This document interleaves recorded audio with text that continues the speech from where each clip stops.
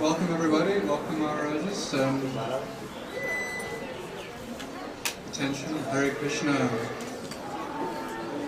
On behalf of Devaki Mataji, I'd like to welcome everyone, especially our esteemed Maharajas. Thank you for coming. It is a great honor for me to be here today. I am taking... Sorry, I'm going to fumble a little bit. My name is Prahlad Jayachandra. I am speaking on behalf of Devaki Mataji, who unfortunately is a little sick, so her voice is gone. So I'm her voice for the next little while. So I'm going to kind of read with the script that she has prepared. So just bear with me. It is really great for you all to come here today. Thank you very much for coming. I took part in the recent spiritual culture courses Mataji gave recently, as well as the Japa retreat. So it is a true honor for me to be here today, introducing our speakers and the events for the day. Our topic this afternoon is celebrating the glories of our mothers. And today we want to focus on the 5 human mothers. Today, for now, we'll leave out the Mother Earth and Mother Cow, although we are here in the Goshala. All glories to Go Mata. But for now, we're trying to encourage the consciousness and awareness of our 5 human mothers, and through that we can create more respect for our other mothers, Mother Earth and Mother Cow. Before we carry on with our guest speakers, I would like to set the tone for the afternoon, establishing 2 main items. Number 1, it says in the Bhagavad Gita, what is night for all beings is a time of awakening for the self-controlled. And at the time of awakening for all beings is night for the introspective sage. So naturally that means materialistic and spiritual culture are like day and night. They're based on completely different philosophies, worldviews and values, and thus actually incompatible. So what was covered in the course on spiritual culture recently is that we imagine that these 2 cultures are on the opposite sides of a scale, of a spectrum, and that on the one side is the day of the materialist and the other side is the day of the spiritualist, and in between is all kinds of mixtures and blends. But if one wants to become a true spiritualist, then we have to eventually, the day of the materialist has become our night. So we have to gradually make that internal transformation. Are you following me? So, 2 different areas. So we cannot do it forcefully, we have to do it at our own pace. It has to be an inspired change, an internal transformation. We want to transform our likes and our dislikes, our tastes and our attachments, our patterns of behavior. So spiritual practice should be an internal transformation rather than an external, superficial. So that's the first point, just to set the tone. The second point is that the topic of mother in these cultures, these 2 obviously different cultures, materialistic and spiritual cultures, the role of the mother is obviously very different in these 2 cultures. So in the life of a normal, a materialistic culture, mothers don't have a very respected and valued position. Usually they are downtrodden and pitiful and overworked and not honored. That she can't go out and enjoy life, etc., etc., have no career, she's not allowed to earn money, etc. Just to be a mother, which is not like accepted in material culture as an important thing. An ordinary mother is seen as just a role she plays. It isn't a sacred role. But yet in spiritual culture, obviously, as we know, I spoke a little on this subject this morning as part of the Srimad Bhagavatam class, so please bear with me if I'm a little redundant.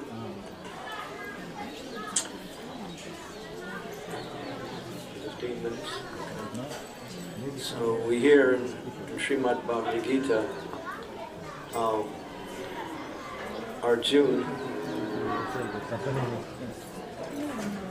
is questioning Krishna on his encouragement to fight, on his refusal to fight, on Krishna's encouragement. And one of the reasons was that if the male population is destroyed, then the female population will be somewhat unprotected, and therefore we will have Varna Sankara, or unwanted population. And as it's explained, then the whole society goes to hell, to put it in a very simple way. So the principle of honor, respect, and care must be there in all aspects of material and social culture. So we see a woman, and as mentioned in our introduction, a mother, a soul in a female body, is given respect in both categories and revered in such way. Unfortunately, because of the effects of this age of Kali Yuga, things are gravitating down, and therefore instead of respecting and honoring the women class, they have become one of the main objects of exploitation and opportunities for more and more types of sense gratification. And therefore we can see in Kali Yuga everything is going to hell because of that. So we know through Shastra, through Guru, to the Acharyas that have come before us, the importance of the culture of respect within our society in all categories. And so especially within the woman class, that respect is given, but that respect is, what we say, glorified and honored when everyone plays the role that they're given, both spiritually and materially. This morning in class, I was approached after the class, and I was questioned about, well, what is the main duty of a woman in our society? Is it that first she becomes a devotee and then everything else becomes secondary? It's not like that. It's not that we place one thing of the duties of a mother before another, although it appears that our spiritual life, and it is the most important. But if it overshadows the responsibility with family or interferes with, then there's a statement by Srila Prabhupada in this regard to one of my senior god sisters, Arundhati, 1972, on July 30th, he writes a letter in response to her letter. And her letter was her concern that she is doing pujari work, and at the same time she has a 2-year-old child. And she's finding conflict in doing both responsibilities. So Prabhupada wrote a very direct response to her question and said, child worship is more important than deity worship. This is an actual quote. these children that have come to us are being sent to us by Krishna. They are Vaikuntha children. They're not ordinary children. So your first duty as a mother and as a wife is to take care of the family and especially the children. And so we see, and when that's done, according to Vedic, or according to spiritual culture, the children in our society, which is the future of our society, get a lot of strength, care, direction, love, concern from their mothers, which gives them the strength to practice Krishna consciousness effectively and, what we say, with less and less impediments in their devotional process. So, the point I wanted to make is how important it is that motherhood is there, and not to somehow or other see that our spiritual life should interfere with our care for either our husbands who are, for those of us, or those ladies who are married, or the children that have been given to us by Krishna to take care of them in order to give them both the care they need to grow materially healthy and satisfied, and at the same time spiritually strong. So that has to be, I wanted to clarify that, because this morning in my class that wasn't illustrated or emphasized enough, and I was questioned about that after the class.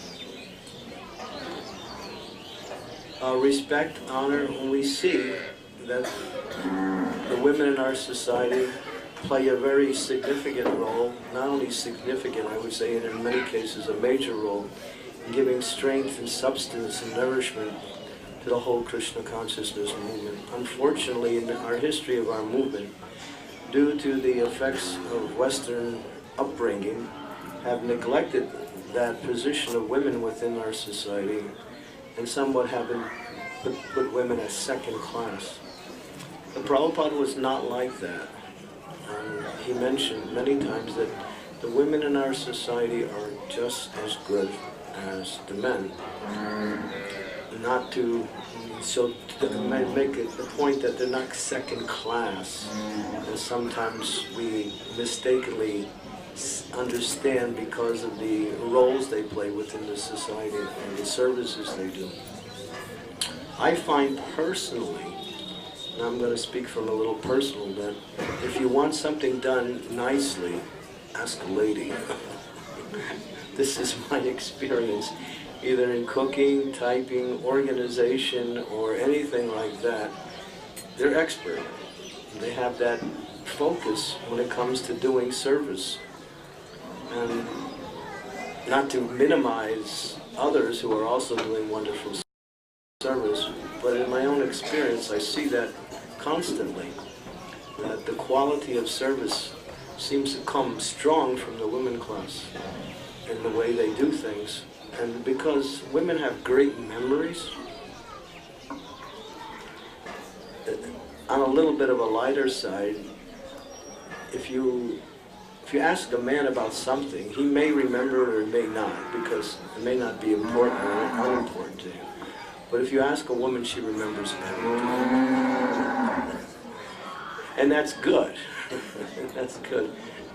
Because it's just the nature of the mind, the womanly mind, to take things, small things, and have a good memory for them. And that's mentioned in Bhagavad Gita, that the qualities of a woman, one of the qualities is memory, fortune, fame, patience. These are some of the female qualities that are mentioned in the Srimad Bhagavad Gita.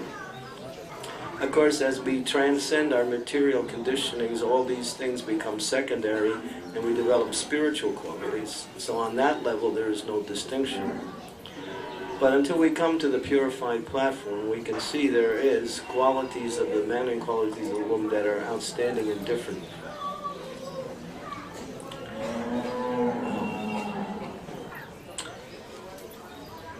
To illustrate more of how we should respect women, I think it is important to understand that when women are honored, respected, cared for, they give wonderful service, nurturing, and strength to our society. Srimad Bhagavatam, Prabhupada's purports, emphasizes this over and over and over again.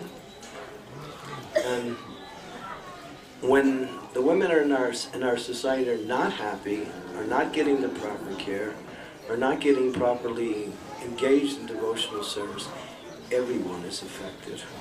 I've seen that in many temples that I've been in, especially in one temple I spent a long time in. The mood was not very conducive to the woman class, and therefore there was always problems in the temple. As things changed, and that was also rectified, the strength of the temple also became more and more obvious. So these are my observations, but it's also in line with the principles of care and respect, especially for those souls who have taken the bodies of women, can give very powerful and strong impetus to the whole movement of Krishna consciousness. And I think we have to go a little bit farther in empowering or allowing our women to become more and more involved with the principles of both motherhood and the services they perform in relationship to their families, their husbands, their children, and in the society. And the more we do that, I think everyone will be benefited. Of course, the opposite is that when we don't do that, or when we simply we stay on the bodily platform, then bodily platform means sensual platform, and sensual platform means the platform of becoming diverted away from our Krishna consciousness. So I spoke a lot this morning about the terminology of mother and how that is a principle of honor and respect. And I think this principle should be emphasized more and more. And as Prabhupada says, yes, this is the way to address. And he also emphasizes this not only for those who are, what we say, ladies, but even those who are young girls. Prabhupada mentions even a cultured man who's brought up in the proper way, who has a daughter, will see his daughter or respect his daughter as mother. So these things are fundamental to proper relationships, and relationships are the basis of the activities that we perform in devotional service. When relationships are not there, everything breaks down. Okay, I won't spend so much time because we have so many other honored speakers here. So, thank you very much. Srila Prabhupada ki jai.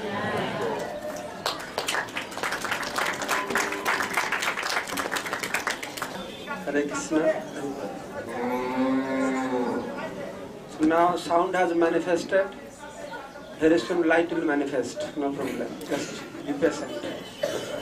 First sound, right? And light. Hare Krishna. Hare Krishna.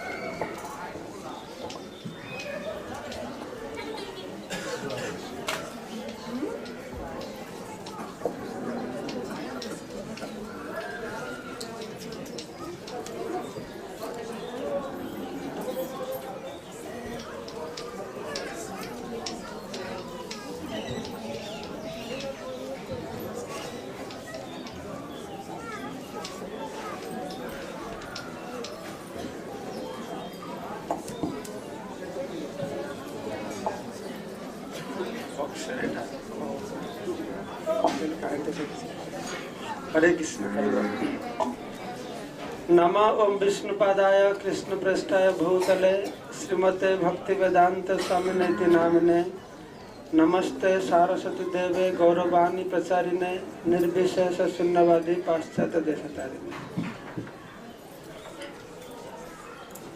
So today we have gathered here to discuss about the glories of mothers. So this is very good subject matter topic, but I am not so expert in speaking on this subject matter. What to speak on Mother's Day? Actually, we are discussing to make understand our devotees about the importance of mothers. We are planning, we will have Mother's Day today supposed to be. Our mothers will give class, will discuss about mothers, different things. In Western countries, they observe a Mother's Day, Father Day, Labor Day. But actually, every day is Mother's Day. Because the subject matter of mother is very grave subject matter and important subject matter. Because our very existence, which is based on love, our very existence is based on love in this material world and spiritual world also. And Prabhupada is saying, in material world, the love of mother is the most purest love. Of course, it is not as pure as our loving relationship with Krishna, but in material platform, the mother's love is very pure, the purest one. So, I'll just speak from here and there a little bit. The relationship with the women since from the childhood is very unique in family life, in social life, in every respect. Like here in India, nowadays the culture is changing, but among the children, the daughter or girl, normally girls are more dear to father. Father loves more to their daughters. So when the daughter, they give pleasure. The small girls, they give pleasure. That's why they are known as Kanya Ratna. Ratna means diamond. The girls are regarded as a diamond. Very respectful. And in a house, the girls are the source of the pleasure for her father, for her brother. The brother has no sister. He feels very reluctant without a sister, as if there is no life. So if you analyze like this, from the childhood, one who becomes mother has a big role in your family life. And when that Kanya Ratna, Ratna means jewel of the family. Kanya means the daughter, jewel of the family. And when she married and she goes to her husband's house is regarded in her husband's house. She is known as Griha Lakshmi. A married lady is respected as the Lakshmi of our house. That much importance is given to when she is married. And when she becomes mother, she is almost controller of the whole family. So, but the mother's way of controlling things is little different than father's way of controlling things. Mothers, they don't control as a controller. They control with love and affection. It's the same like our spiritual understanding. Even if Krishna is controller of everything, but he is controlled by his devotee. He is controlled by Radharani. How is controlled by Radharani? Devotees and Radharani are subordinate. But what supersedes, not the controlling power of Krishna, who is known as Tumi Sarve Swareswara Brajendra Kumar, Tomar Ichha Vishwa Srijana Sanghar. You are the controller of Harival, Hare Krishna. You are the controller of all controllers. But interesting that thing we have to observe, that controller of all controllers is controlled by somebody who apparently looks like subordinate to him. So here, this unique relationship, the mothers, they don't sit as, they can't be father. Mother is mother, father is father. You can't go call mother as, you're my father. Mother's flavor is different. When child will go to the lap of a mother, his feeling is much more different when that child will go to the lap of a father. Different feeling, different vibration, different flavor. So, actually, in this way, through love and affection, by their own identity as mother, they control everything. In India, at least the family I have come from, I have observed that how the father only earns money, but mother is the one who spends money. Yes. Father doesn't get. You see, the oldest lady, grandmom has all bunch of key. They're running around, managing everything, marriage ceremony, festivals. He's managing a big bunch of keys they keep. They are the control of the whole family. The old lady, she has everything. So it is not like that the mothers are equal to father. They are not equal, they are greater than father. But this we are striving for. The ladies should be equal to the gents. No, this is wrong concept. They are not equal to the. They are greater than the males. But in different way. That is completely different chemistry works. How the mothers are higher than the father.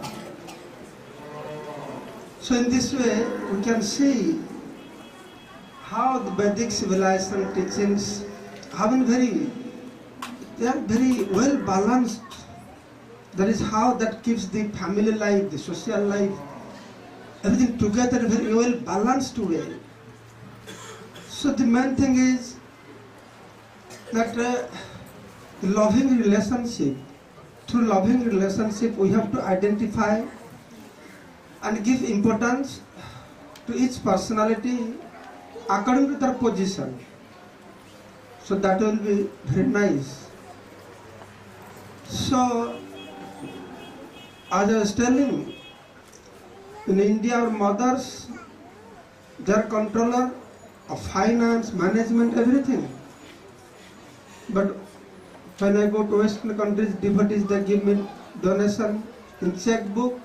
Their husband name will be there, wife name will be there. Wife does not believe husband, husband doesn't believe wife. The bank balance to both name has to be there. It's not like the husband believes so much wife, and he gives everything to the wife. And wife takes care of everything, son, children.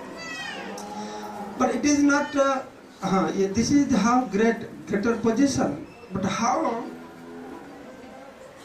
they come to this greater position? They themselves think in different way. They don't think that I am controller.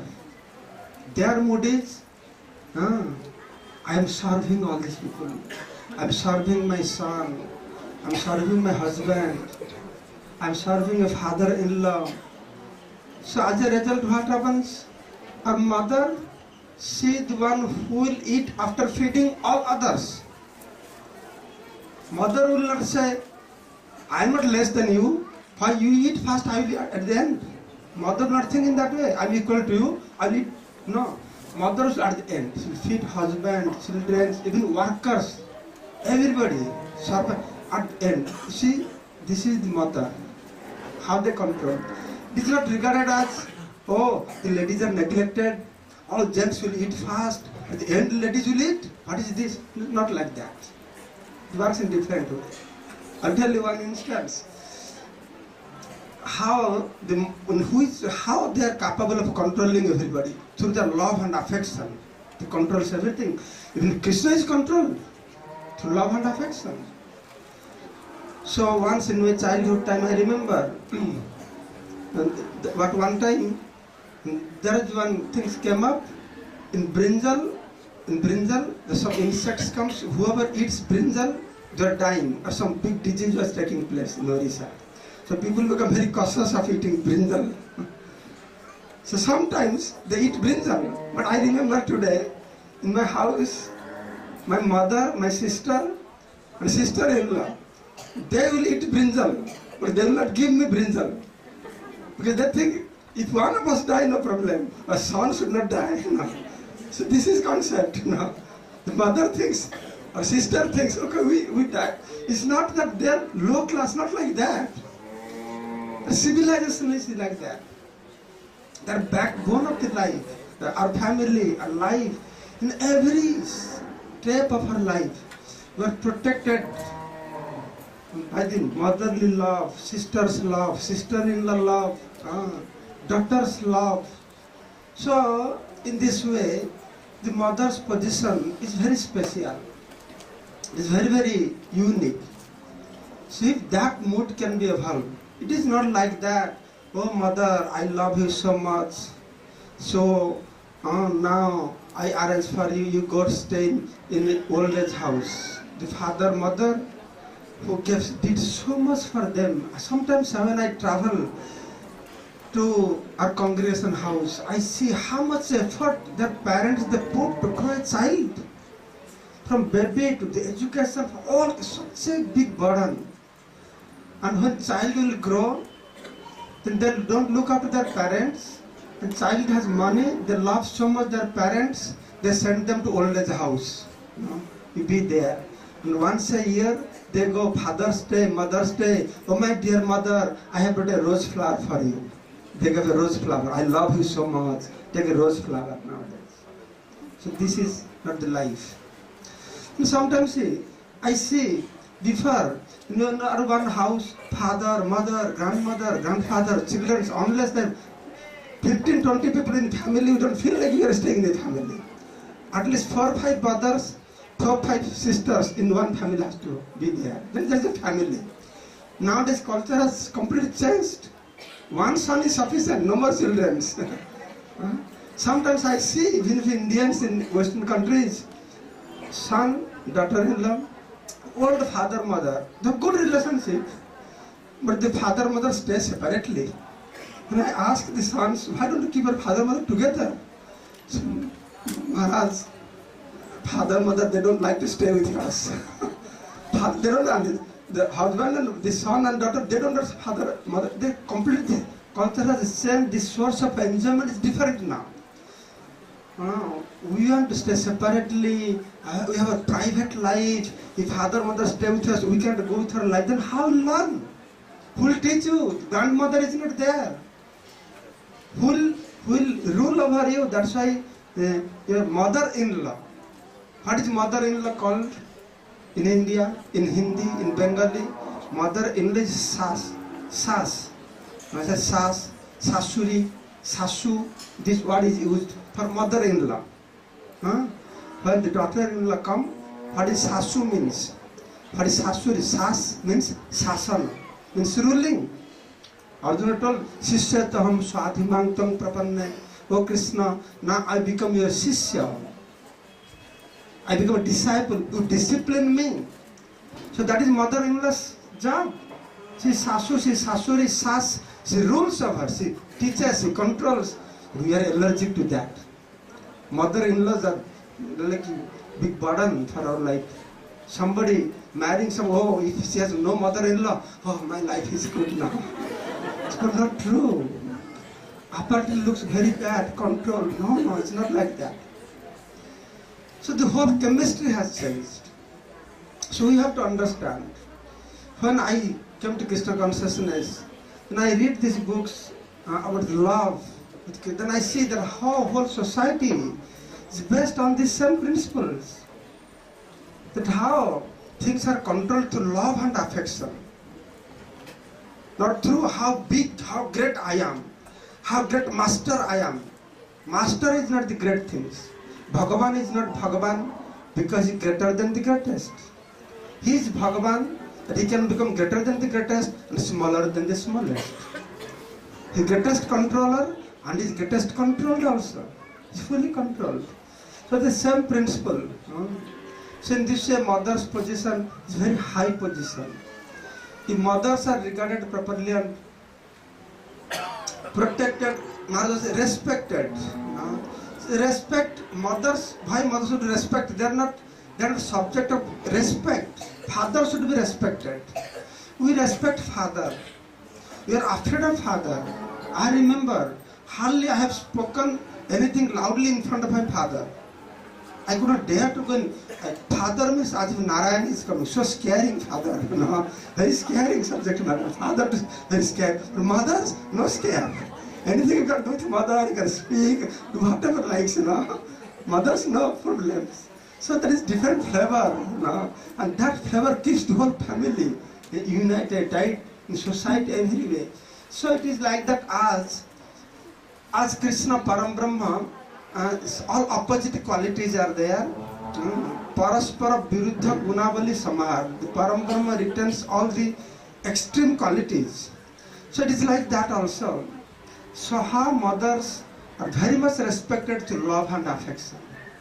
So that is the reason they are regarded when their daughter as jewel of the family, Kanya Ratna, Lakshmi of the family, and then they become like Griha Mata, the chief of the family.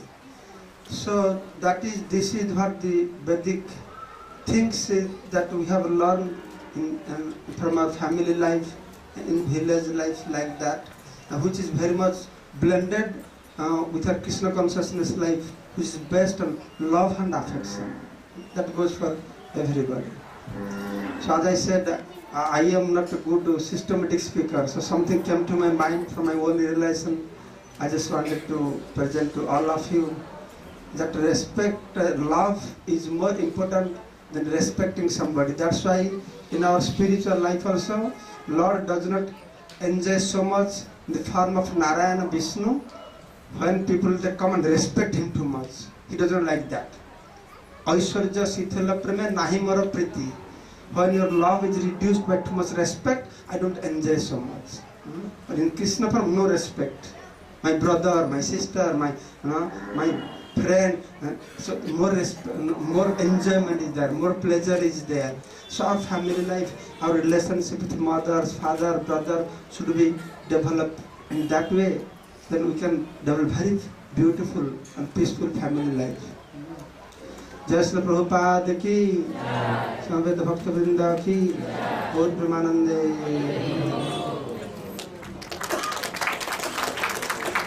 Om Ganati Mirandasya Ganagana Salati Shakshurun Meditavya Tasmay Shri Namaha Nama Om Vishnu Padaya Krishna Krishna Vikare Srimate Bhakti Vedanta Swami Namaha Namaste Saraswati Devi Guruvani Pucham Vimase Sasmiva First, nice to hear the realizations, understanding of my co-writers like that, and hear from the, I would say, from the Indian point of view. As I'm coming from the West, my experience is not the same richness of how ideal or more ideal family life can be. Experiencing a different kind of family, even though maybe not totally dissolved, but still not the greater family, a smaller family. What I thought is, what's you would say the mother first. But the Purusha Kumar mentioned also that there's a father and there's a mother and there's a father. Without the father, the mother is not really complete. Or we can say like that, the family is not complete. Because we think that mother means that there is a father also. Without the father, sometimes someone say, well, I have no father, but actually there is someone that was a father somewhere. Unfortunately, that's the situation in the West, and much in the modern culture, that many don't know who is their father. Because we say that the mother is a guru, we heard. She's the first guru. She nourishes the child. And as far as I understand, she also instructs to a certain degree. And maybe in the old times it was more the grandmother who instructed the children in spiritual practice, or just giving a prayer before the meal or something. That I remember from my family, that there was a prayer before the meal. And I have a feeling that it came from my mother. So that way the motherhood, the mother and the grandmothers can act as spiritual master and the initial or beginning of spiritual master. And then later on there's a father, it's mentioned the father, there's a guru, and there's also mentioned the sadhu comes and knocks on the door asking for some charity. So that is one point of the mother as guru. And then we have the Vedas, is also seen as a mother. The guru gives the seed of devotion, and then the Vedas, the scripture, guides us in a spiritual life. So that way the Vedas as mother is guiding us. And the mother who says to follow the Vedic path is also guiding us. Then there is the, let's see, okay.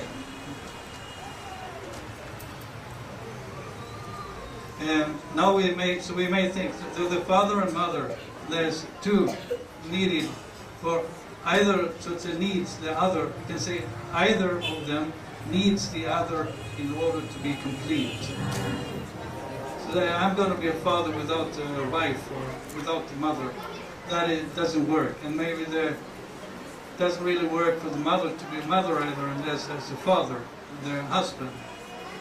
Now we want to see that the ladies, they should behave this way or that way, the mothers. But I say then the fathers, the men, should also behave in their way and carry their part of the responsibility of motherhood and father, to make the motherhood and then the fatherhood successful. My experience is also that as a sannyas, I would say maybe my best protection is if there's good husbands. Because if there's good husband, there's less inclination for the ladies to go and ask for advice or shelter from the sannyasis or gurus. So therefore, the husband is important to support the wife, the mother, in her walk. Then also we are one, or we all devotees of the Lord, and in that level we are all one. We may have different functions, somewhat different functions, but that is, compared with a bird, that's my image. A bird has two wings to fly, and the two wings are there. The bird can't fly, so there's a right wing and the left wing. So we can say that needs the mother side, and we need the father side there. And then the family and the society can grow nicely. So therefore we can say we have a society that is the Swedish include. We have kind of cut the feathers of their wings, so the birds can't really fly. So in the same way we can say our motherhood and fatherhood has been kind of cut and damaged, and thus the families can't really fly as we expect them. Now the situation as it is, it's also as if our Kali Yuga has progressed, so that it's very difficult for family to function unless the mother also works. So that's a problem.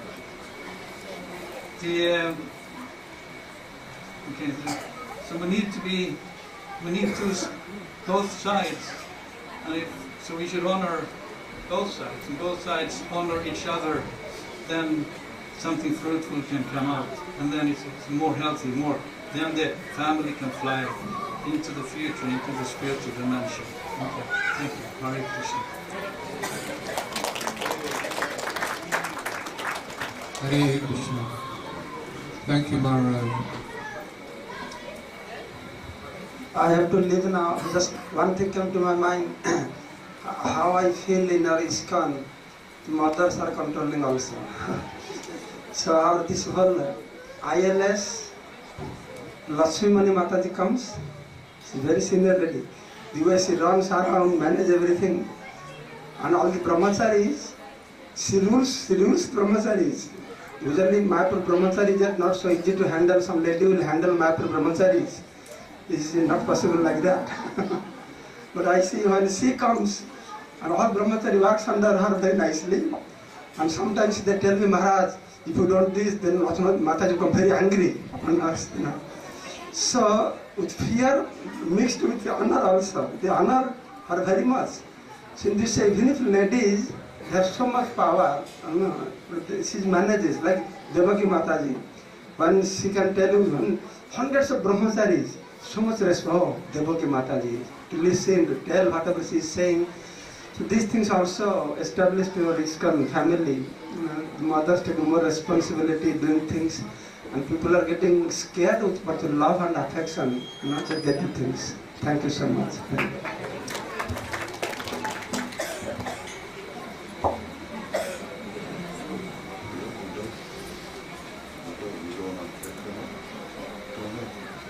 Hare Krishna. Maharaj is going for Parikrama. Jai Srila Prabhupada ki jai. Om Jnana Jnana Shalakaya Chakshuru Militam Dena Tasmai Shri Gurave Namaha.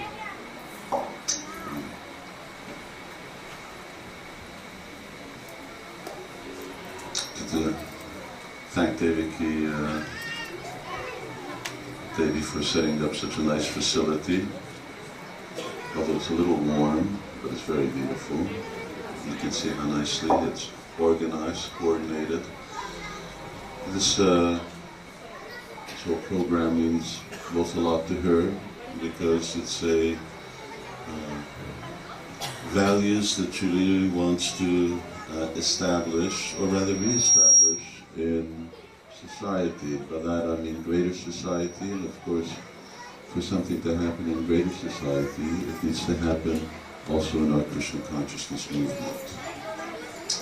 And well, if we're talking about these 5 mothers, Adumatra, Guru Patni, Rajani, Brahmani, Dhatri, so the mother, nurse, Brahmani, wife of the Guru, queen, more or less, this covers all the women.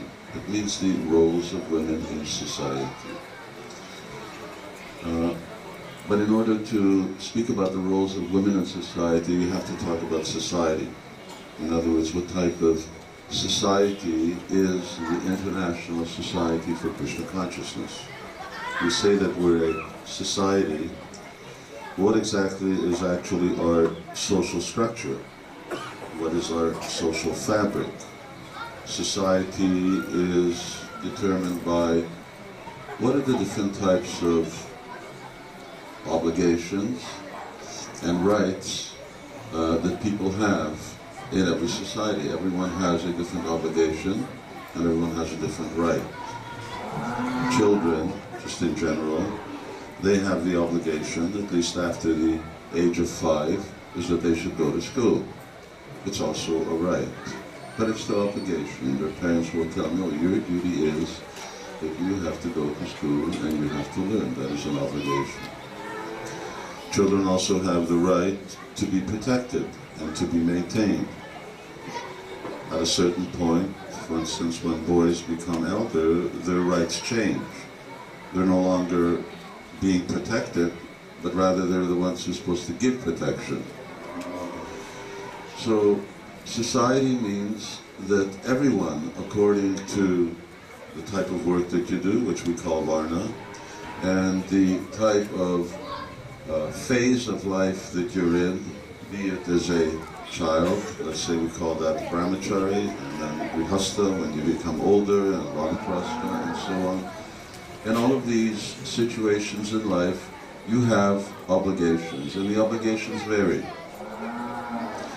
When you're 60 years old, you're no longer obliged to work. When you're 30 years old, you're obliged to work.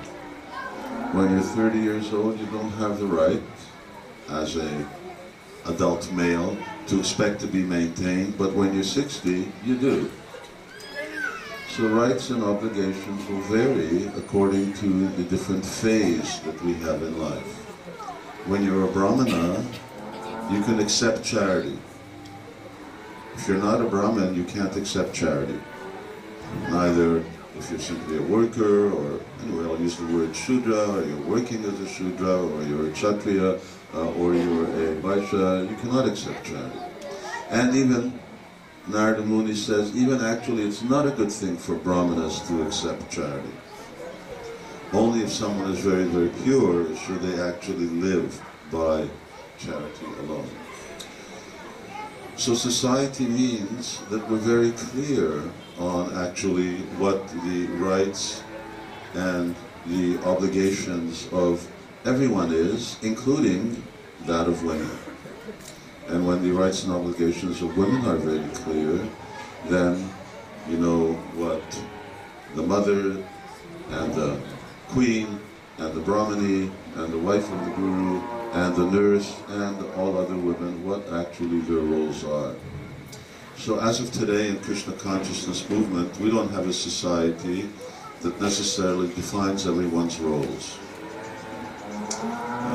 Those things are not written down in the form of a constitution. They're written down, for instance, in Srimad Bhagavatam. You'll find the details quite extensively written, for instance, in the 7th canto, progressively from the 11th to the 16th chapter. Narada Muni talks about what are social structures, which in one word is called Varnashram. It is the Varnashram society. And Krishna says, Chaturvarnam maya shishtam guna karma vibhagasam. So tasya kartaram apinam. This is the social structure that I have established, and it's a social structure that has a specific goal. And what is that goal? That goal is to facilitate human beings ultimately to go back home, back to Godhead. There are different grades of human beings.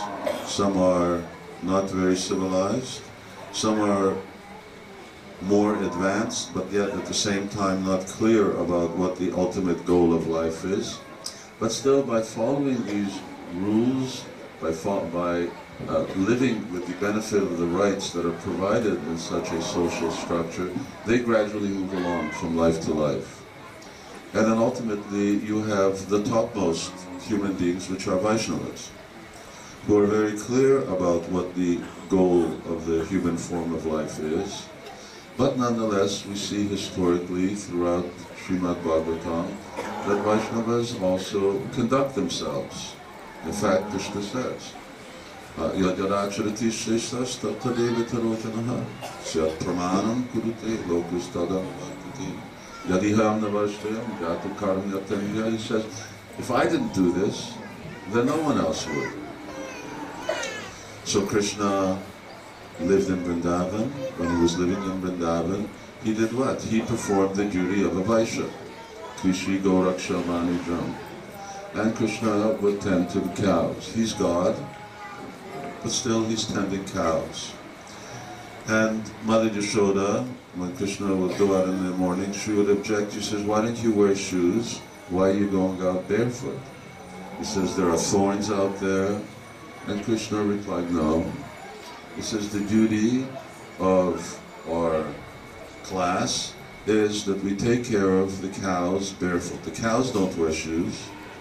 So if the cow, who is our mother, don't wear shoes, then why should I wear shoes? So then Krishna also goes out and takes care of the cows barefoot.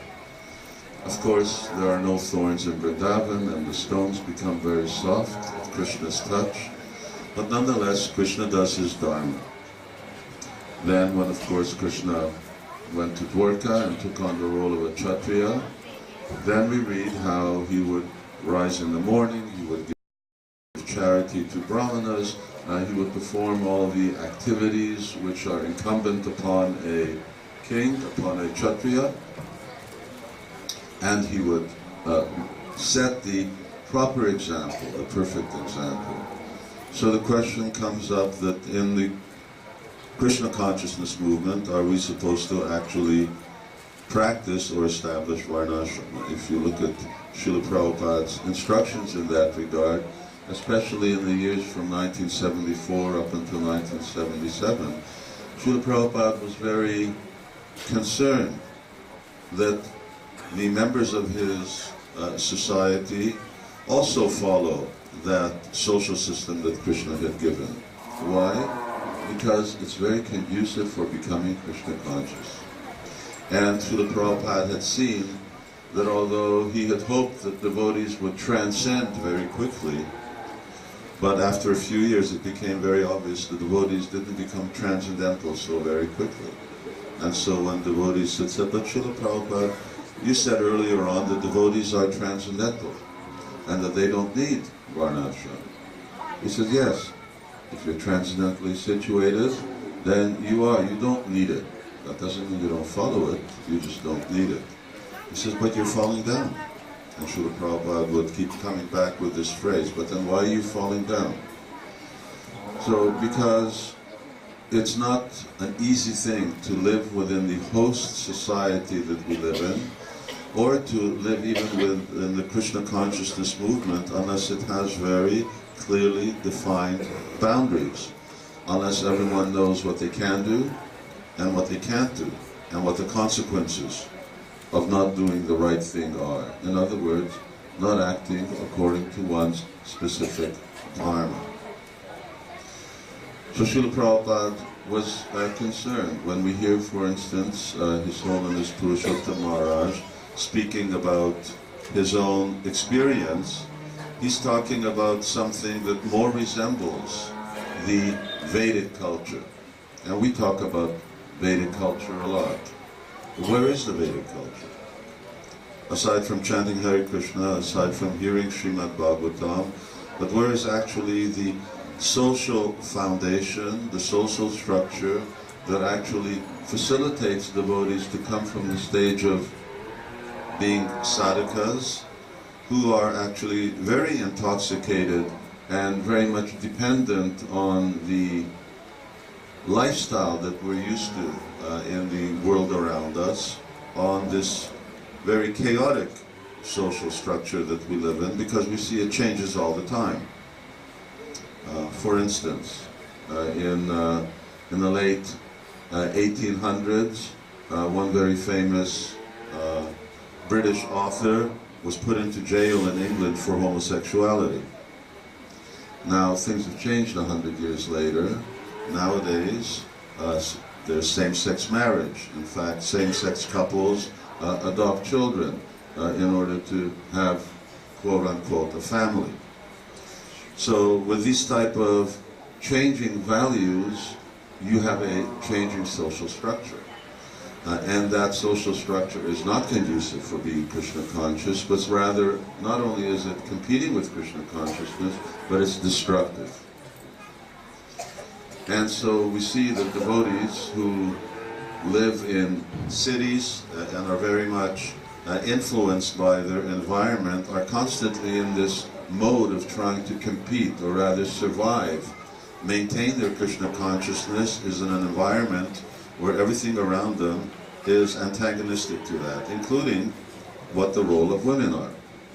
Because of course one of the aspects of democracy, and of course democracy started in England and then it spread. This is the largest democracy in the world here in India, but it started in England, spread to America, and from America there's this sort of concept that actually democracy is something that works everywhere, and part of democracy is that everyone has equal rights, or rather, equal rights means everyone should be doing the same thing. Men should do the same thing as women should do, which means that maybe men should be the one who are at home taking care of the house, and women should be out becoming career professionals. But we see that democracy doesn't really work. If you follow the news, you see that, for instance, America was bent on Iraq and other countries, so on, becoming democracies, or Libya. These countries have imploded under the fact that democracy doesn't work in these places. In other parts of the Middle East, for instance, democracy meant that the people voted in a terrorist organization as government. So democracy is not the social structure that Krishna established. Krishna's social structure is tasya kartaramapimam, vidya kartaramapyam. He said, I set up this social structure. And our Krishna consciousness movement is meant to establish that social structure, and when we do, then actually we have a shelter, we have the facilities in which actually women can really play the role of women, and mothers can really be mothers, and mothers can really be honored.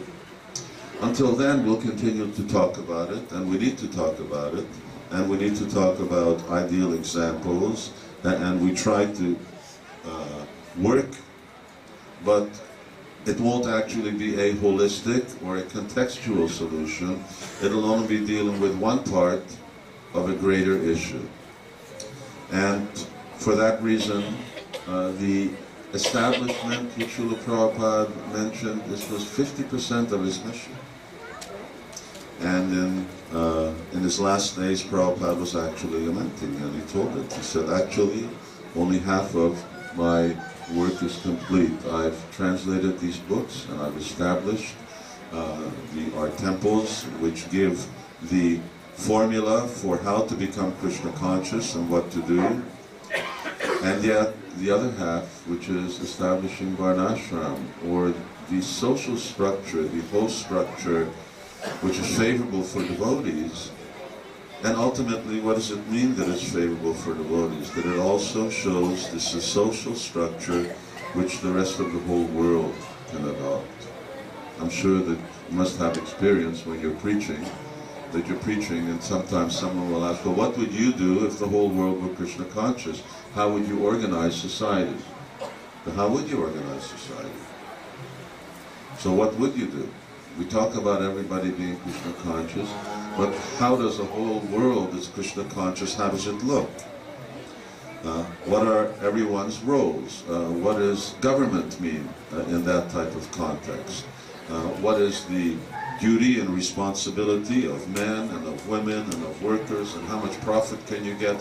Who's a politician? Is the politician the person who tricks everyone and cheats everyone, and who, as Srimad Bhagavatam says, can bewilder everyone with the words that they say, or is a politician a perfect example? Is he someone who actually leads by example? He's, practically speaking, a perfect person. He's a leader.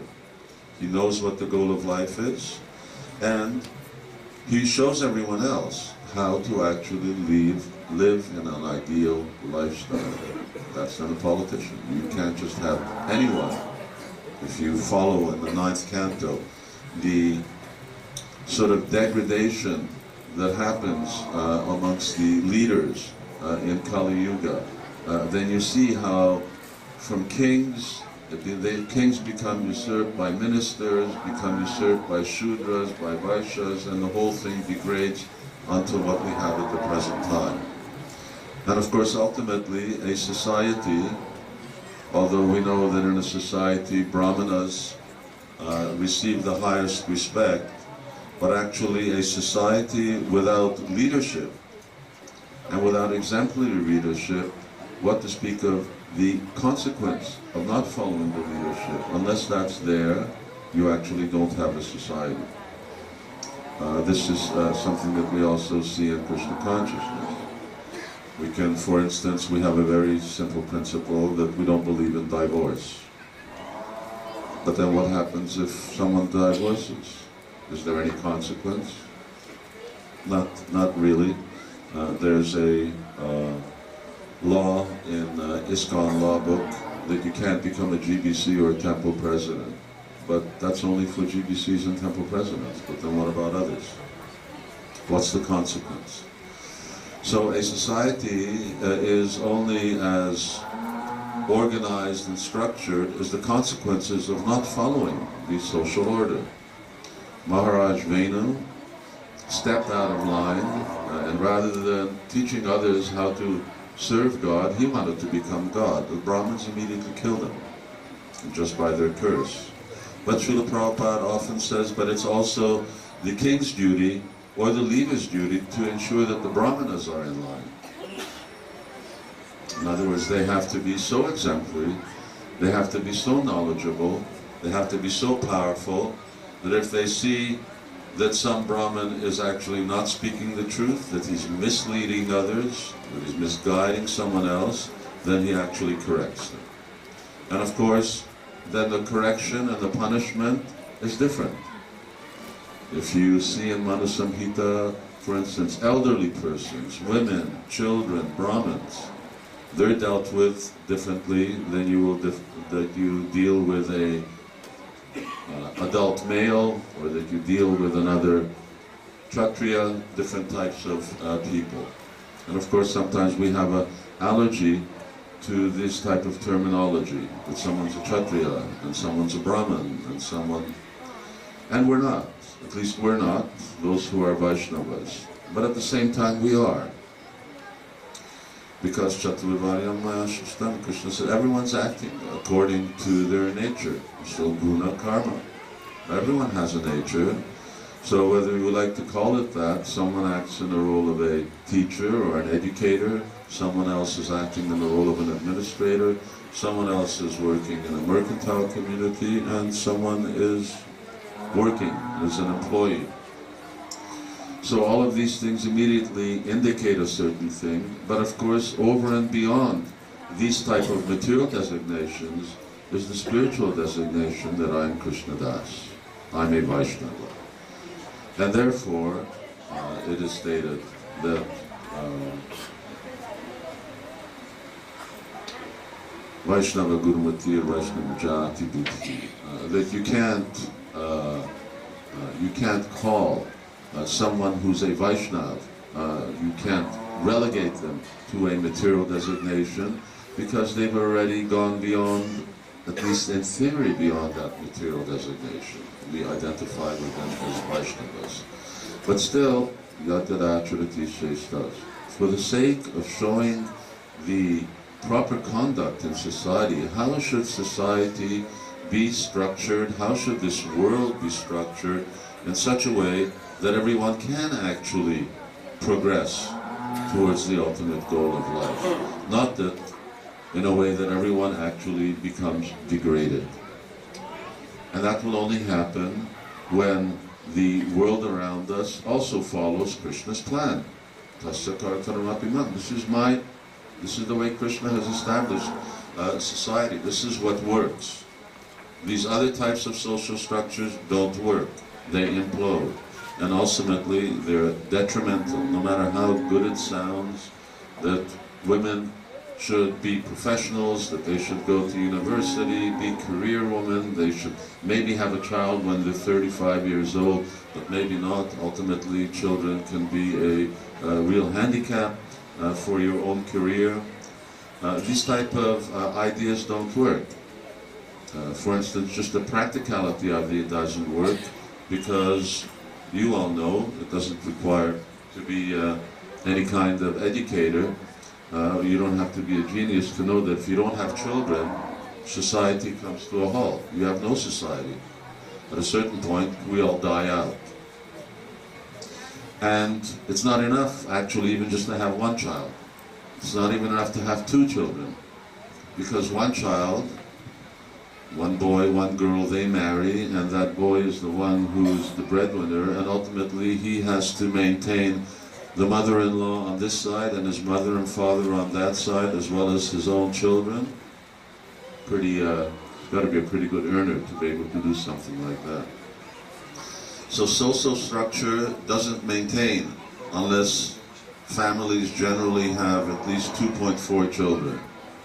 Now, of course, the 0.4 doesn't mean you have a half a child, like Jarasandha was sort of half born in halves. But it means that more or less someone has 2, someone has 3, someone has 4. And that way society, from the sociological and the economic point of view, can maintain itself. Yes, a family with 3 children, the children can then maintain their parents as well as their own children. Otherwise it becomes impossible. And then of course, when you have no children, or you only have one child, then you have certain, not just countries, but continents, for instance, like Europe, which has a negative population growth. In other words, there's more people dying than are taking birth. So it doesn't matter what type of economic structure you have, you're going to collapse. As much as, for instance, 40 years ago, when you had the welfare system, you had 7 employed people for every 1 retired person. So 7 people were working, and of course, you know, the pension scheme is, the pension system is that you pay into a pension scheme, and then of course the government is spending that on maintaining someone else right now, with the hope that at some time in the future people are going to be working and they're going to be paying for your pension. But today there's only 2.5 people working for every 1 person who is retired, and of course people are living longer and longer and longer, so it becomes an impossible thing. It's not a secret. If you look, for instance, over the last 10 years, governments in the developed world, in the first world, have raised the retirement age from 65 to 67 to 69, and they'll keep raising it. It's very interesting, you know, in Hungary, where I live, the retirement age for men is 66 years old, 67 years old. But the average lifespan of men is only 60 years old. So, like, it's not even enough that you're already dead. You have to keep working another 6 years after you're dead in order to make the whole social structure work. It's a good thing that ladies generally live 10 years longer than men. So I'm not, it's a little divergence on the theme of mothers, but my whole point was to actually keep it within the context, because mothers of themselves, even if mothers are perfectly treated and function perfectly, they need to fit within a perfectly functioning social framework. And it's something that I recommend that you can all consider. Study Srila Prabhupada's instructions. There are books available which are actually compilations of Srila Prabhupada's instructions on Varnashram. And specifically, Srimad Bhagavatam deals very extensively. There's 5 chapters of Srimad Bhagavatam that deals solely with the duties of Grihastas, Varnaprasthas, Sannyasis, Brahmacharis, and Narada Muni.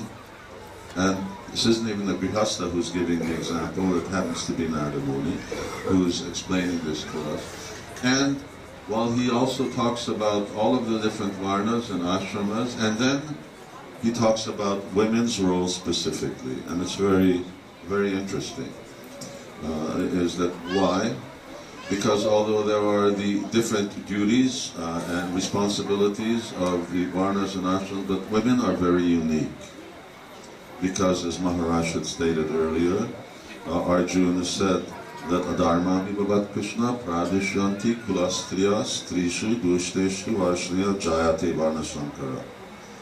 If women are not properly protected, if women don't play their role, you can do whatever you want, you can have whatever economic, sociological, political system you want to make, society is going to implode. A healthy society depends upon women actually being allowed and protected to play their role. If they do, society will flourish. Why? Because Maharaj said that Vaikuntha children, you'll get Vaikuntha children. But if they don't, then you'll get Varna Sankara. And of course, at least my generation, we all came from Varna Sankara. Here we got children who are like Vaikuntha children. And we know what it's like to be Varna Sankara because you're carrying a lot of bad karma. You're not coming from a pure background. So, yes, to actually show respect, it's a shame. It's a shame that we have to talk about respecting mothers. Why? Why do we talk about it? Because it's not there. For instance, do we have to talk about devotees not stealing? Are we holding a lecture here that devotees shouldn't steal each other? That devotees shouldn't beat each other up? That devotees shouldn't call each other names? No. Why? Because it's understood. So why do we talk about respecting mothers? Why do we talk about the proper role of mothers within society? Because unfortunately it's something that's very much lacking. And we have that type of conduct because it's the type of conditioning that we're bringing in from this world around us, which is a world based on exploitation. And you exploit anyone that you can get your hands on. You exploit women, you exploit children, you exploit men. Everyone is just jiva sajivanam. Everyone is just eating everybody else up.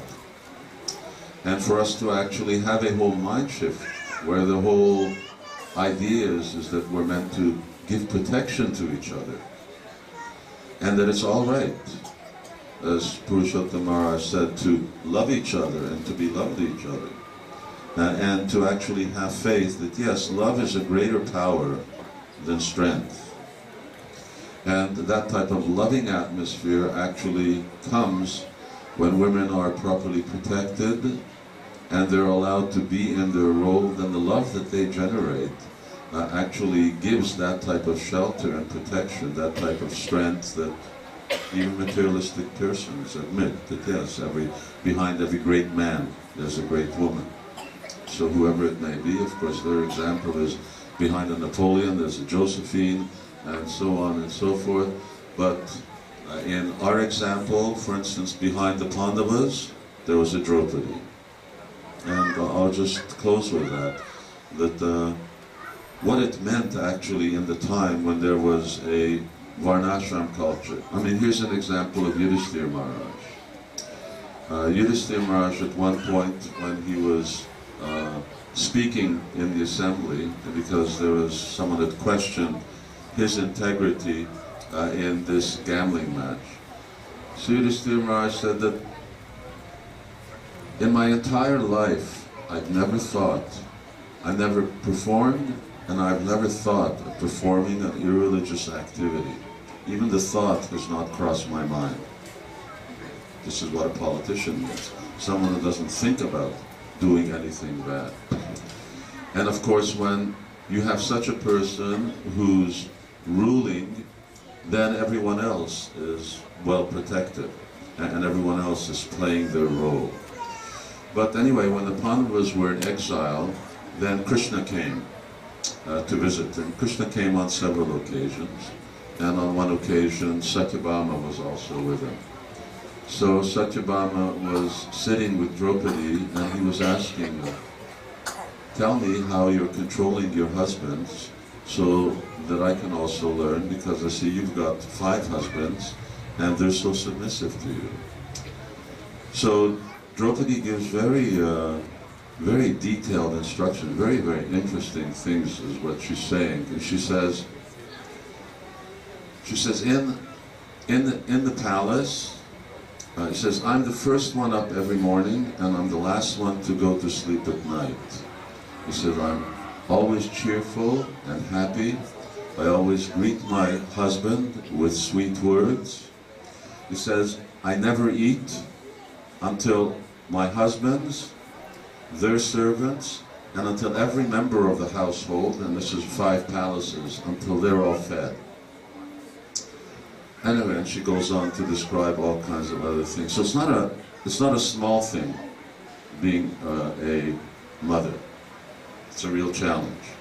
On the other hand, it's also a real challenge being a father, because unless women have the suitable protection from real qualified men, they're not going to be able to be qualified women. Both of them are required. Maharaj is emphasizing this point. You need qualified fathers, you need qualified husbands, you need qualified sons, you need qualified leaders. And when we actually have the type of qualifications that Krishna establishes, then things will work and we'll have a society. So in the context of respecting and appreciating our mothers, please try to consider what type of social structure is actually required for our Krishna consciousness movement, and that same social structure which once we live then we can tell this world around us, yes, this is the social structure that works. And if we were actually, if everyone in the world became Krishna conscious, this is the type of society that we would establish, the type of society that's in the International Society for Krishna Consciousness. Hare Krishna. Thank you very much. Thank you very much, Maharaj, putting everything into context there so nicely. What's next is we're going to call up 3 mothers from our society to give a few minutes of their time on the importance of being a mother. First of all, we're going to call Karuna Mataji up. Oh, one thing, please do not leave right now. After the 3 Matajis give their words, we're going to have some plays, some role plays, some drama, a few minutes each, and after that we're going to have some prasad, so please do not go off in a hurry. And thank you so much everybody for being here, and thank you so much to Maharajas for enlightening us and for this Institute of Spiritual Culture, which I so much appreciate.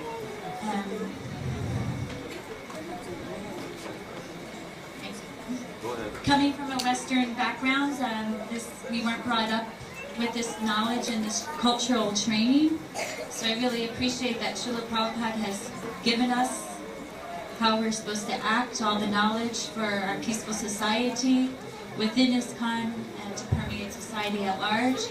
So I'm really grateful that we have this education. When I was younger, in my early Krishna consciousness years, I thought I didn't have any desire to have children. I thought I was very immature, and I thought they would be an impediment in my spiritual life, and it would be in the way of my service. So shortly after getting married, I was in Vrindavan, and I went through some purification there, and Krishna showed me in my heart, all of a sudden the desire was revealed so strongly within to want to raise Krishna conscious children. So it turned out that I found it was very favorable for my Krishna consciousness, because the whole purpose, well, Srila Prabhupada wanted all women to be married, and of course from marriage comes children, and the whole purpose of having children is to bring them back to Krishna. So in order to bring them back to Krishna, I really had to amp up my Krishna consciousness and elevate myself, otherwise how am I going to influence these kids? And there's so many books, children's books and children's songs, so I find it was very easy to just remember and hear about Krishna all day, hearing, chanting, remembering, and making our house into a temple and creating that Krishna conscious atmosphere. So in that way I was happily finding out that it actually enhanced my Krishna consciousness, which makes sense because Srila Prabhupada was teaching us Krishna's culture, so that's naturally to support our Krishna consciousness.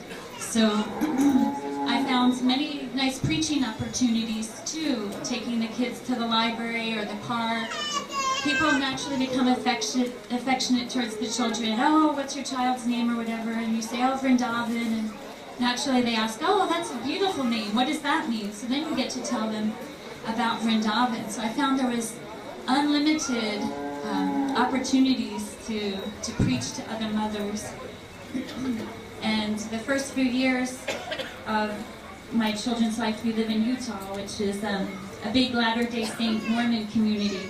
And any spiritual teaching, spiritual society, you can see that they highly regard the position of mother and see it as a very sacred duty to raise kids for the purpose of God consciousness and to uplift the society. So I really appreciated that, and I'm so happy to be part of this. And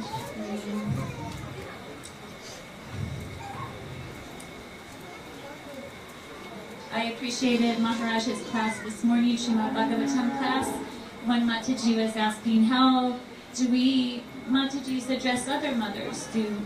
Because there's kind of controversy, do we call each other Prabhu?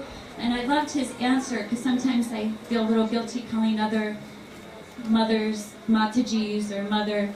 But he said within the term mother or Mataji, Prabhu is there. So it's a very honorable, and I would just like to share with the ladies, Matajis here, that just because we're in a lady's body doesn't mean we automatically deserve all high honor and respect, but we ourselves must support each other and encourage each other to have a very high standard of chastity and act in a very respectable way, an honorable way, and then naturally the respect will come in an organic way. Thank you so much. All glories to Srila Prabhupada. Hare Krishna. Thank you very much, Mataji. Next up we have Raseswari Mataji.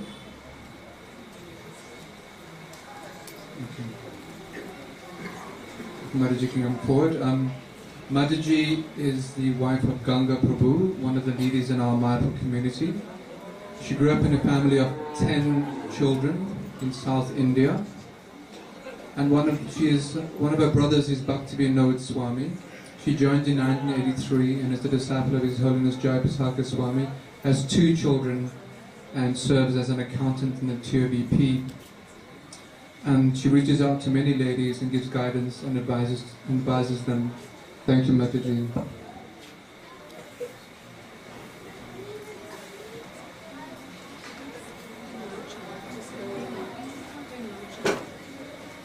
Jai Shri Prabhupada. Thank you for giving me this opportunity to share something. Thank you for giving me this opportunity to share something. I was born with about 9 other siblings of mine. My mother had 10 children, so we grew up in a big family. And my mother was always my ideal. So we always grew up, you know, in a very philosophical. She brought us up in a very philosophical way right from the beginning, that, you know, telling us everything had a meaning in life, and whatever you do is for a cause. And she always kept us in the, in a cradle of love, care, and taught us everything from the beginning. Actually, I always thought I should be like my mother. She was so versatile. She was a good cook. She was a good seamstress. There was nothing she did not know how to do. She was a good manager. She could do anything and everything. So I always thought I should be like my mother. I should do things like my mother. So it's very important that in Krishna consciousness, mothers play a very important role, because in fact, you have a new bhakta from birth. You're like, from the beginning, a new bhakta, you're nurturing a new bhakta, so you gotta be an exemplary devotee. You have to be Krishna conscious 24/7, because he or she is watching you and absorbing everything that you do. So it's very important for us to play this role as a mother and Krishna conscious mother. And it's not a small task, because you have to be 24/7 Krishna conscious, and how to make your child Krishna conscious. So it's a very important task that we have. I'd like to also say that a mother's care, love, nurture is very important for any child. That is what nurtures our Krishna consciousness also. That's very close to the love Krishna has for us, or we have for Krishna. So that gives us an idea as to what it is to love Krishna. I'm not a very good speaker, so if I can just refer to some of the points that I made. In a family, when you get married, the husband and wife, they are the center of each other. But as soon as a child comes into the family, then the child becomes the center of the whole family. So the whole concentration, everything revolves around this child and revolves around bringing up this child Krishna consciously. So it is very important to be a mother also.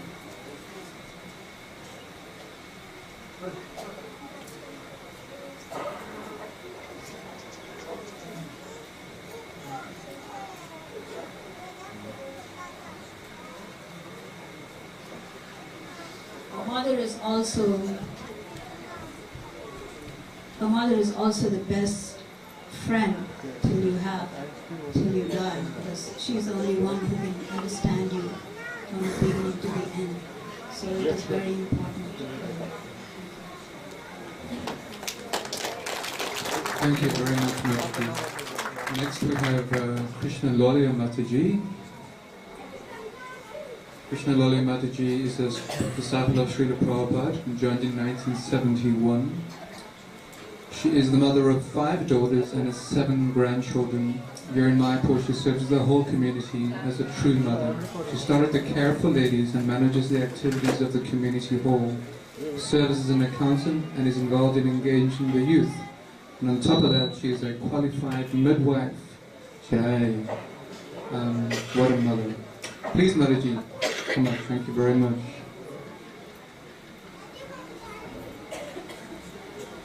Thank you very much. Hare Krishna, please accept my humble obeisances. So I've been asked to tell you a story. Around 74, 75, I joined in Hawaii Temple. And our GDC at that time was, we were really gung-ho on collecting money. We were collecting for Vrindavan Temple. There were about 5 or 6 children under 5, 4 and under actually. And I was the person watching them. Only I was still in high school.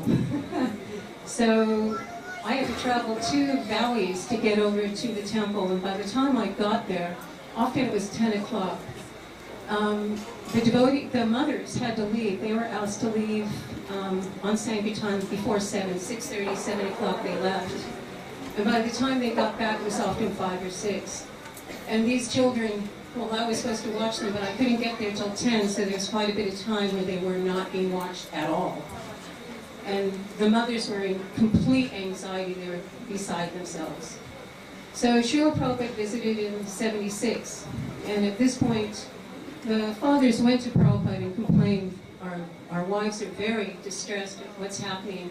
What should they do? And Prabhupada was very upset that this has happened. So in Bhagavatam class, Prabhupada was there for about between 4 or 6 weeks. We were very lucky. And Prabhupada spent a lot of time speaking about the role of women, the role of mother.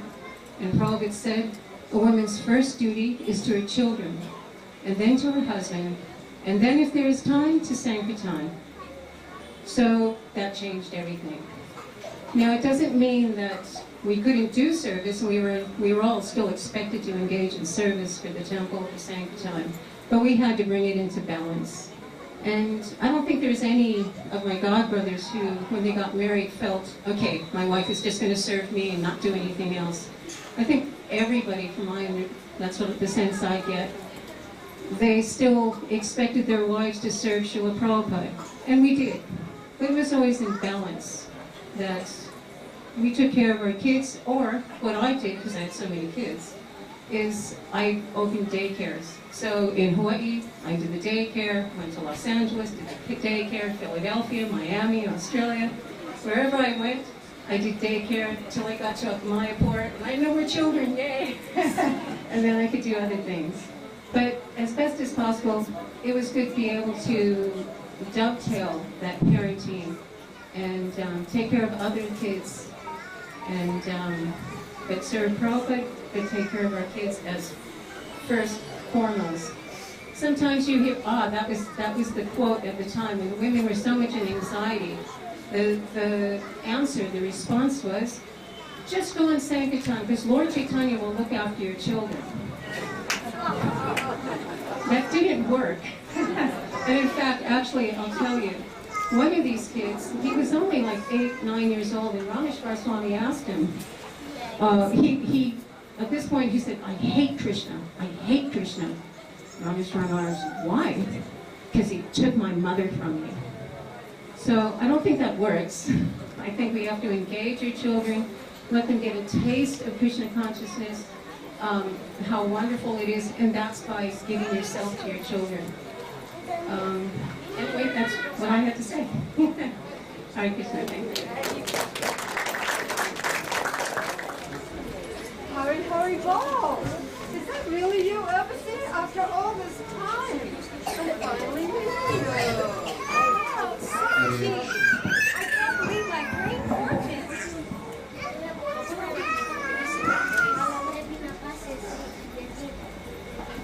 Hari Bol!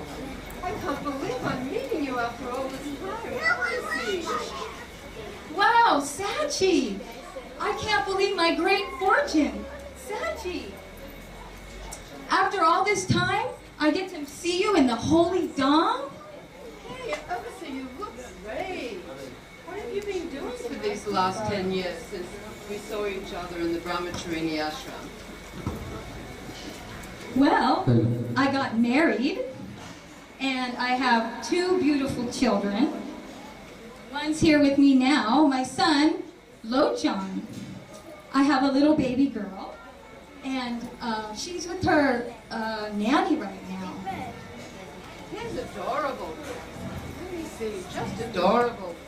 This is my son, Bhima. He goes with me everywhere. Look at him.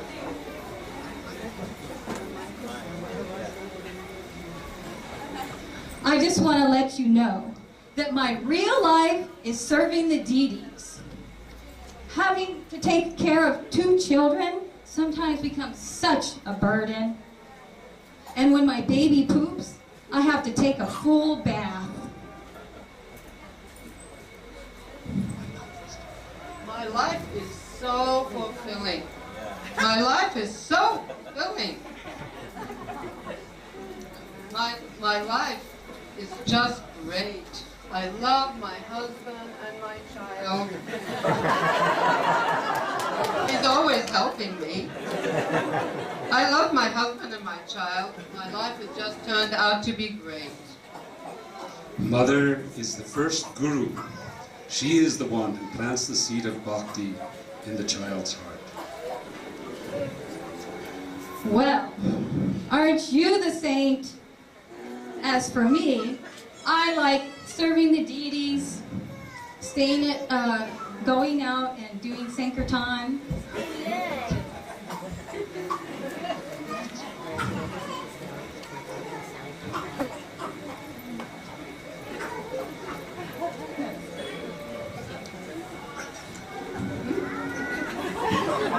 Remember, our children are Vaikuntha children. Remember what Prabhupada said.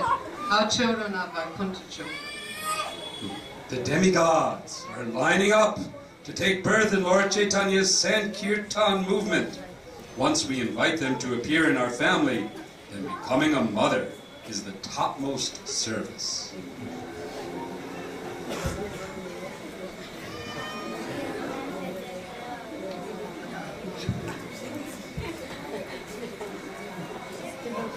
As for me, I've got a brain, and I've got talents. I just can't think of staying at home, spending all my time worrying about the children, what to do for them. I have a higher purpose. Motherhood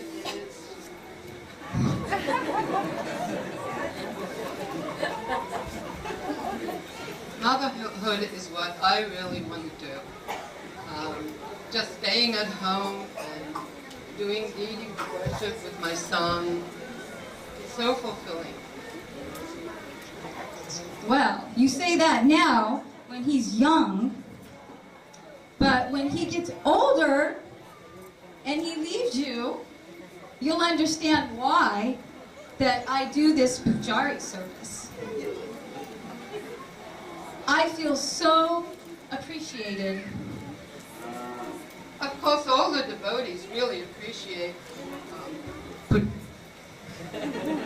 Of course, all the devotees really appreciate your pujari service. But Bhima and I, we do deity worship at home, and I see that he's exhibiting very nice, fine Vaishnava qualities for doing this. Mother is the one who creates the spiritual atmosphere in the home, and thus in humanity at large. Well, aren't you the lucky one? When I come home after picking up Lochan from school, I'm so exhausted. And he demands so much of my attention. I just can't wait till he goes to sleep so I can get back to my hearing and chanting. Oh, you. Well, I have a special time in the morning, just myself or with my husband, just chanting my japa in the early morning, just Krishna, the holy name, and me. It's very good. Well, I'm so grateful that after so much service, full-time service, I'm able to complete my rounds. And believe me, I love my child, but he becomes such a burden sometimes that I'm just so happy to chant my japa. Remember what Srila Prabhupada said to Arundhati, that for a mother, child worship is so much more important than deity worship.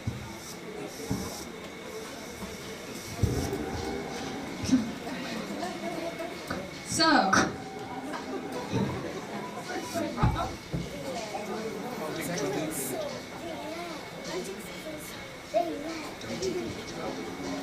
oh, don't you think that a childhood of love and caring makes a happy and peaceful adulthood? A mother's love is the purest love to be found in the material world.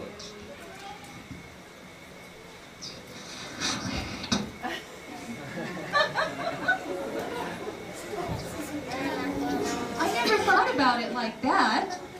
Actually,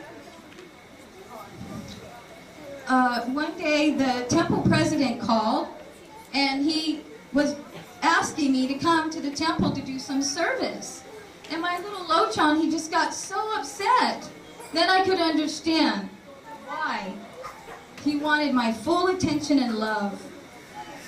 For you. But that's so sad.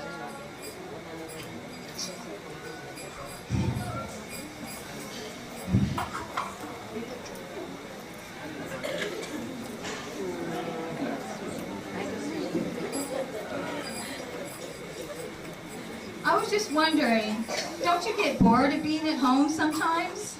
Actually, in my area, there's so many devotee mothers, and what we do is plan festivals and dramas, and I feel it really fulfills my creative abilities, and we're always able to remember Krishna. I never thought it could be like that. A mother, simply by engaging her children in Krishna consciousness, can experience Loka Vrindavan. Hare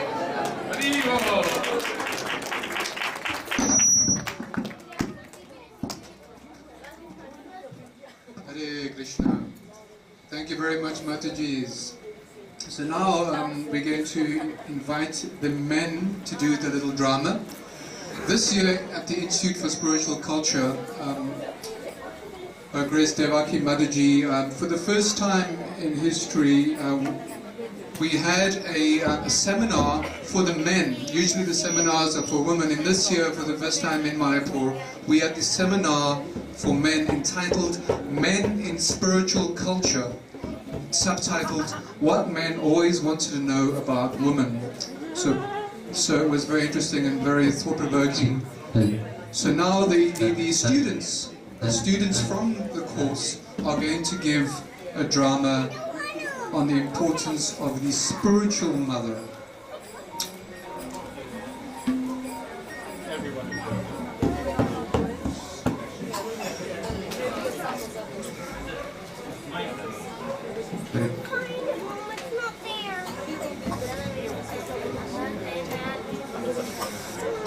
Hare Krishna. So the scenario is that it's the local ashram, the local boys' ashram, are awaiting the arrival of a senior devotee preacher. So let's see what unfolds with the boys. Jai Shri Krishna Chaitanya Prabhu Nityananda Shri Advaita Gadadhara Shivasari Gaura Bhakta-vrinda. Haribol Prabhus. Hare Krishna Prabhu. I heard that one senior Vaishnava is coming for a visit. Really? Who is coming? Oh, Yashoda Prabhu is coming, I believe. What? Yashoda Prabhu? Yes. Isn't it Yashoda Mataji? Yes, it's Yashoda Mataji. Prabhu means master, but a mother is always the master. Actually, though, she's so much more than that. Oh, here she comes. Mataji. Welcome, Mataji. Please, sit down, Mataji.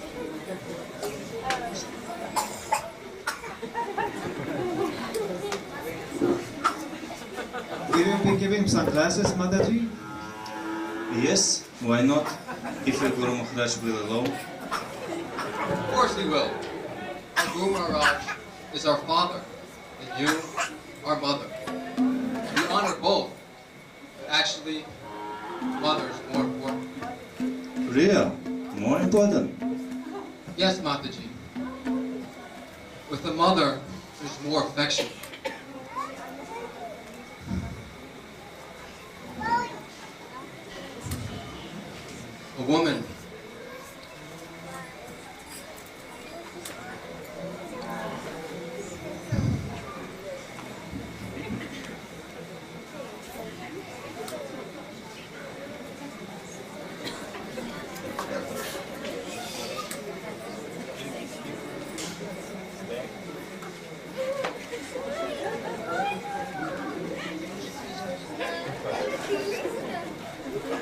A woman is supposed to be the energy of the man.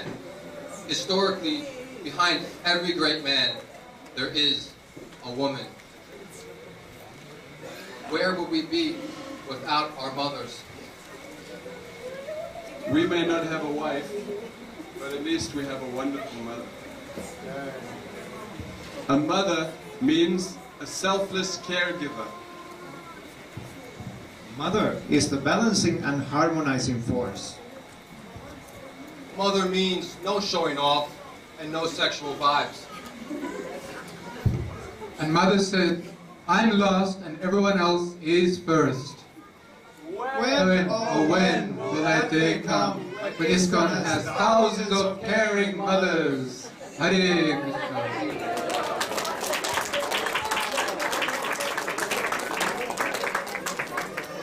Thank you very much. That was the students from the Institute for Spiritual Culture.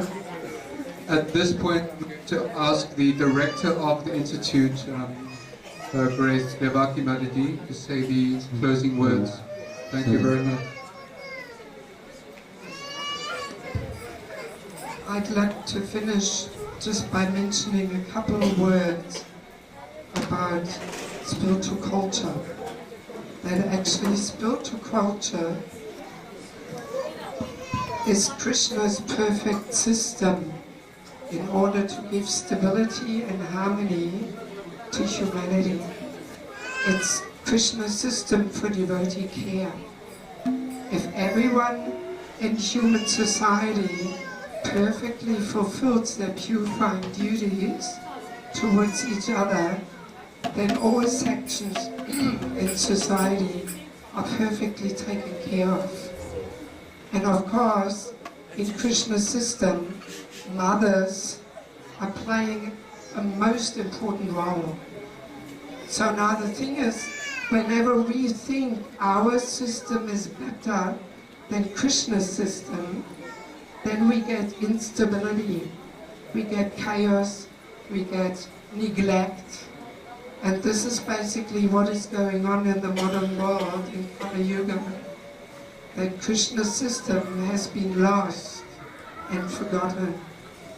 So, but we, by Prabhupada's mercy, we do have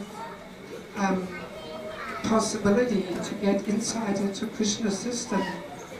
And if we all accept it in our own lives and start practicing the purifying duties we are meant to play, then sooner or later our communities will become really exemplary. Because really the whole world is actually looking for something. People realize that something is really wrong, something is missing. But because of lack of transcendental knowledge, people don't know where to find the answers. But we do have the answers and the solutions which the whole world is looking for.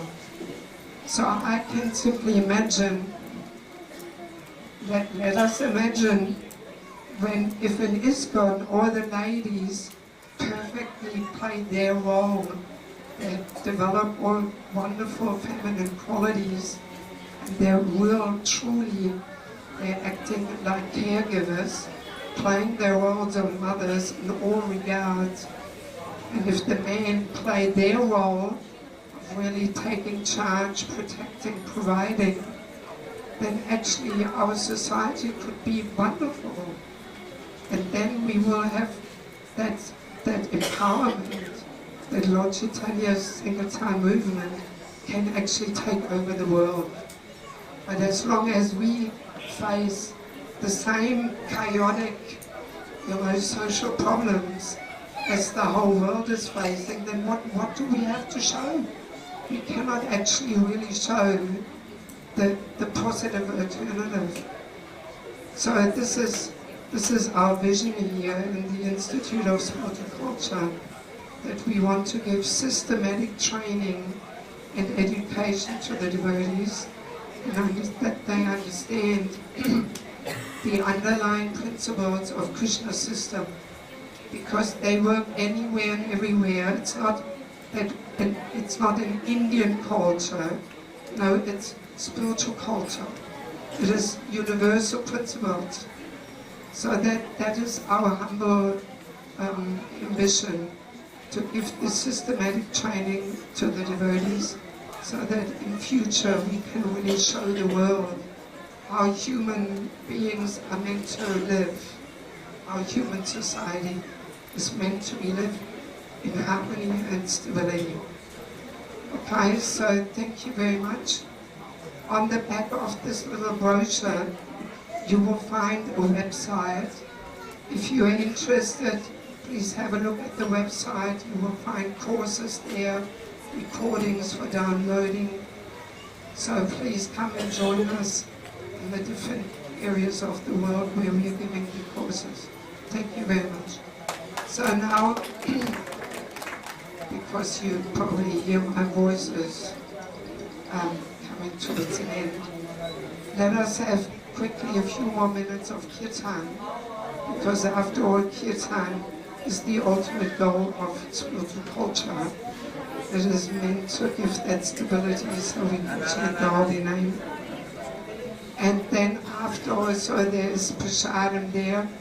Please, I want to invite all the Prabhupada disciples and senior devotees to come over to our ashram next door and take prasadam there. Thank you very much. Hare Krishna. Hare